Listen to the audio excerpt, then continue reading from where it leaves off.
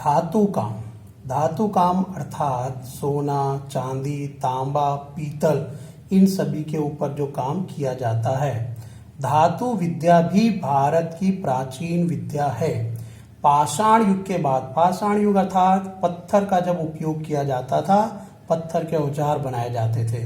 पाषाण युग के बाद धातु युग में धातु विद्या विकसित हुई। लोथल संस्कृति का नाम है, जो आपने पहले भी पढ़ा। लोथल के कारीगर धातु में से हसिया, जो धान और गेहूं काटने के लिए काम आता है। बर्मा आप जानते ही हो, जिसे रेती छानने या घरों में रूप में उपयोग छानने के लिए उपयोग करते हैं। घुमाव वाली आरी, पेड़ काटने के लिए, लकड़ी काटने के लिए। आरा जानते हो, बड़े आकार में आता। और सुई, जैसे तांबे एवं कांसे के औजार बनाते थे। इसी तरह धातु में से औजारों के अलावा बर्तन, मूर्तियां और पात्र बनाए जाते थे। पात्र मतलब किसी चीज को, द्रव्य या ठोस चीज को रखने के लिए बनाए गए चीज को हम पात्र कहते हैं। जैसे आज के समय में हम कहें तो हिंदी भाषा में कहें तो कटोरा, गुजराती में वाटकी। युद्ध के लिए अस्त्र शस्त्र भी धातु में से बनाते थे। सोना चांदी जैसे धातुओं का उपयोग गहने में होता था। तांबा, पीतल और कांसा जैसी धातुओं का उपयोग बर्तन और मूर्तियां बनाने में होता था, जबकि लोहे जैसे धातु का उपयोग औजार एवं हथियार बनाने में होता था। तो आपने देखा धातु काम कला सबसे ज्यादा कौन सी संस्कृति में प्रसिद्ध थी? लोथल संस्कृति में प्रसिद्ध थी, जिसमें धातु में से हसिया, बर्मा, घुमाव वाली आरी, आरा और सुई जैसी चीजें बनाई जाती थी। इसके अलावा बर्तन, मूर्ति और पात्र भी बनाए गए। युद्ध के लिए अस्त्र और शस्त्र भी बनते थे। सोना चांदी जैसे धातु में से गहने बनाने का उपयोग होता था। तांबा, पीतल और कांसे जैसे धातु में से मूर्तियां और बर्तन बनते थे, जबकि लोहे जैसे धातु में से औजार और हथियार बनते थे। अगला कला है काष्ठ कला, अर्थात लकड़ी के ऊपर बनाई जाने वाली कला। मानव जीवन का संबंध प्रारंभ से ही वृक्ष और जंगलों के साथ जुड़ा रहा है। जैसे मानव का संबंध मिट्टी के साथ साथ जन्म से लेकर मृत्यु तक, वैसे ही लकड़ी के साथ, वृक्ष और जंगलों के साथ मानव जीवन का संबंध प्रारंभ से ही है। यहाँ पर भी अगर हम कहें कि मानव जीवन का संबंध वृक्ष और जंगलों से जन्म से लेकर मृत्यु तक है। जन्म के समय जब वो झूला का उपयोग करता है तो वह झूला भी लकड़ी का बना होता है, और सोने के लिए जो पलंग या खाट का उपयोग करते हैं वो भी लकड़ी का बना होता है। मृत्यु के बाद जलाने के लिए लकड़ी का उपयोग किया जाता है। इसलिए कहा गया है कि मानव जीवन का संबंध प्रारंभ से ही वृक्ष और जंगलों के साथ जुड़ा रहा है।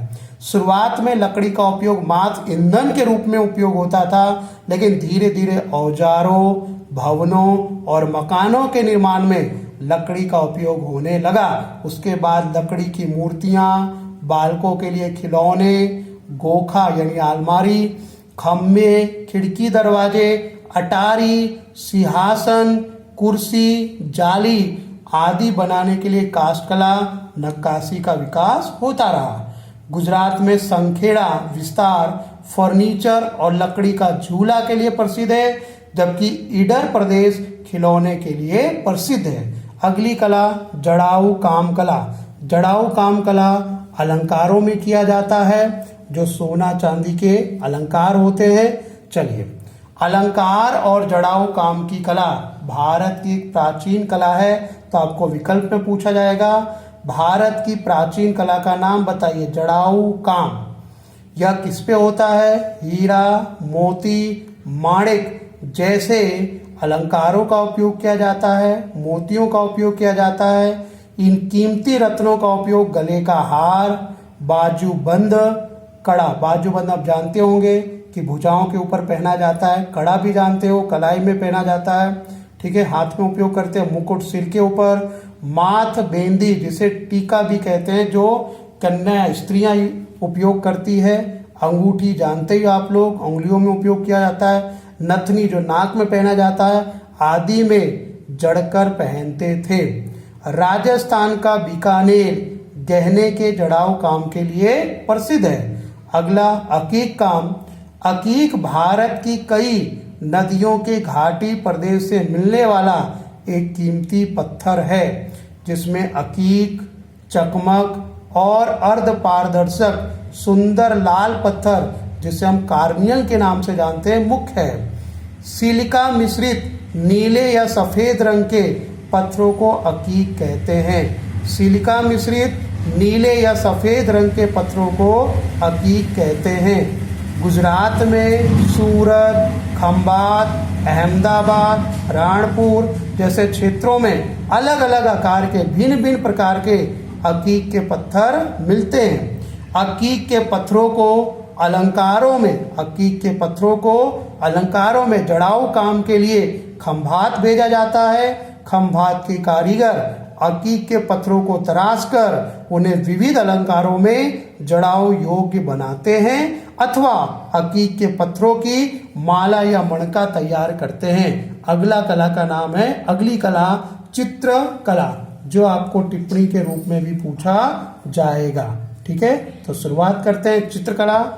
विविध कलाओं में चित्रकला का स्थान सर्वोपरि है, अर्थात सभी कलाओं में सबसे उच्च स्थान चित्रकला को दिया जाता है, क्योंकि अन्य कलाओं के द्वारा हम अपनी मन की बातों को व्यक्त नहीं कर सकते, परंतु चित्रकला के द्वारा हम अपनी मन के भावों को, अपनी मन की बातों को व्यक्त कर सकते हैं। चित्रकला रंग और रेखाओं द्वारा कला एवं सौंदर्य का रसपान कराती है। प्रकृति के जड़ मतलब निर्जीव, चेतन अर्थात सजीव, प्रकृति के जड़ और चेतन स्वरूप में रहे विविध भावों का दर्शन कराने की क्षमता है। लगभग 5000 वर्ष प्राचीन हड़प्पीय संस्कृति के अवशेषों में से भारतीय चित्रकला के प्रमाण मिले हैं। पुरातत्व विभाग के उत्खनन में भी, खुदाई काम में भी भारत की चित्रकला के नमूने मिलते रहे। पाषाण युग अर्थात पत्थर के जब औजार बनाए जाते थे, उस समय आदि मानव गुफा में रहता था, जिन्होंने गुफा चित्रों में पशु पक्षियों के आलेखन देखने को मिलते हैं। हड़प्पा संस्कृति के लोग मिट्टी के बर्तनों के ऊपर भौमितिक अर्थात आप लोगों ने देखा होगा, जो मैं आपको यहाँ बता रहा हूँ, ध्यान से देखिएगा, ऐसे त्रिभुजाकार में अथवा यूं ऐसे वर्गाकार में, वृत्ताकार में जो आकृति बनाई जाती है उसको हम बोलते हैं भौमितिक रेखांकन की आकृति, और फूल पौधे बनाते थे। मध्य प्रदेश के पास यहाँ जगह आपको रखी होगी, वहां पेन या पेंसिल से लिख लेंगे भीम बैठका की गुफा। कौन सी गुफा हुई है? भीम बैठका की गुफा, जिस पर हाथी, उस मध्य प्रदेश की गुफा भीम बैठका की गुफा है, जिसमें हाथी, गेंडा, हिरन आदि चित्र बनाए गए हैं। अजंता इलोरा गुफा के चित्र भारतीय चित्रकला के बेजोड़ उदाहरण है। बेजोड़ अर्थात इसकी कोई तुलना अथवा कोई जोड़ नहीं है। भारत में पारंपरिक रूप से मांगलिक प्रसंगों पर, मांगलिक अर्थात शुभ प्रसंगों पर स्वस्तिक, जैसा आप लोगों ने दिवाली जैसे त्योहारों में लोग अपने दरवाजों पर बनाते ही है। कलश मतलब मटके का छोटा रूप, गणेश के चित्र बनाने की और कुछ क्षेत्रों में रंगोली बनाने की प्रथा बड़ी पुरानी है।